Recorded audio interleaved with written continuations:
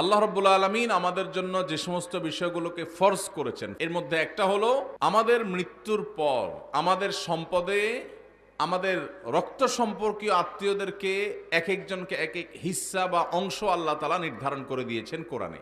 এই ফরজ বহু দাড়ি পাকা মুরব্বী আছেন, বহু সিজদা করতে করতে কপালে দাগ ফেলে দেওয়া মানুষ আছেন, বহু নফল রোজা ফরজ রোজা রাখা মানুষ আছেন, বহু দান সাদকা করা মানুষ আছেন, বহু হজ ওমরা নিয়মিত করা মানুষ আছেন, যারা এই ফরজ আদায়ে গাফিলতি করেন, উদাসীনতা এবং অবহেলা করেন, এবং তারা এই কারণে আল্লাহর খাতায় ফাসিক নাম তাদের উঠে গেছে।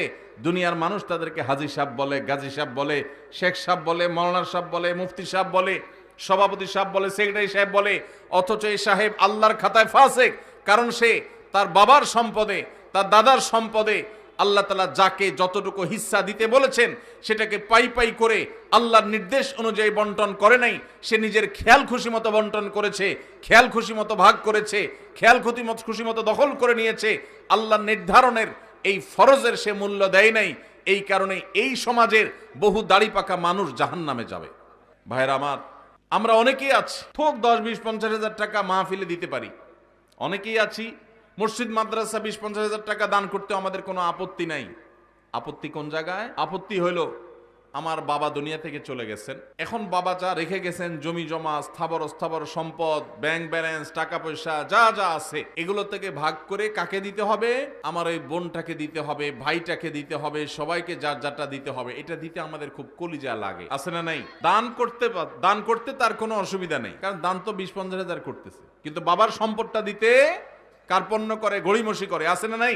এই সমাজে যদি আপনি এ ক্লাসের মুসলমান দেখতে চান, খাঁটি মুসলমান যদি দেখতে চান, আসল মুসলমান যদি দেখতে চান, যেই মুসলমান শুধু সহজ আমল করে না, কঠিন আমলগুলোকে বুক চিতিয়ে বুক উঁচু করে করতে চায়, সেই মানুষগুলো হলেন তারা যারা বাবা মায়ের সম্পদে বা নিজেদের রক্ত সম্পর্কীয় আত্মীয় স্বজনদের সম্পদে যার যতটুকু হিস্সা আছে, কোরআন আল্লাহ তাআলা যতটুকু যাকে দিতে বলেছেন তাকে হিসেব করে পাই পাই করে ততটুকু দেয়, বিন্দু মাত্র বেশ কম করে না।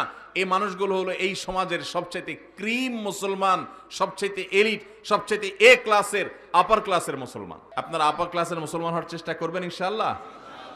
মুরব্বীরা যারা আছেন, বাবাজিরা ভালো আছে যারা আছেন, আপনাদের বলছি সন্তানদেরকে ওসিয়ত করে যাবেন, ইসলাম নিয়ে এসে সেখানে লিখবেন রীতিমতো যে আমি মারা গেলে আমার সম্পদে কোরআন হাদিস যেভাবে বলেছে তোমরা ভাই বোনরা ঠিক সেভাবে পাই পাই করে হিসাব করে ওইভাবে বন্টন করবা, খবরদার এর কম বেশ করবা না।